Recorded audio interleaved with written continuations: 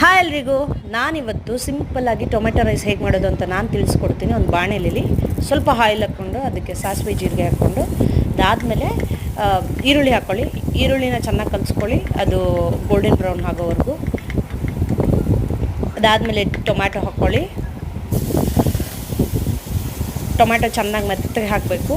ಅದಾದಮೇಲೆ ಅದಕ್ಕೆ ಉಪ್ಪು, ಅದಕ್ಕೆ ಸ್ವಲ್ಪ ಅರಿಶಿಣ, ಸ್ವಲ್ಪ ಖಾರ. ನಾನು ಇದಕ್ಕೆ ಸ್ವಲ್ಪ ಚಿಕನ್ ಮಸಾಲಾನ ಹಾಕ್ತೀನಿ. ಅದೆಲ್ಲ ಹಾಕಿದ್ಮೇಲೆ ಚೆನ್ನಾಗಿ ಕಲಿಸ್ಕೊಂಡ್ಮೇಲೆ ಒಂದು 2 ಮಿನಿಟ್ಸ್ ಬಿಡಿ. ಅದಾದಮೇಲೆ ಅದಕ್ಕೆ ಅನ್ನ ಸೇರಿಸಿ ಚೆನ್ನಾಗಿ ಕಲಿಸ್ಕೊಂಡು ಅದಕ್ಕೆ ಲಾಸ್ಟಲ್ಲಿ ಕೊತ್ತಂಬರಿ ಆ್ಯಡ್ ಮಾಡೋದನ್ನು ಮಾತ್ರ ಮರಿಬೇಡಿ. ಕೊತ್ತಂಬರಿ ಆ್ಯಡ್ ಮಾಡಿ ಚೆನ್ನಾಗಿ ಕಲಿಸ್ಕೊಳ್ಳಿ.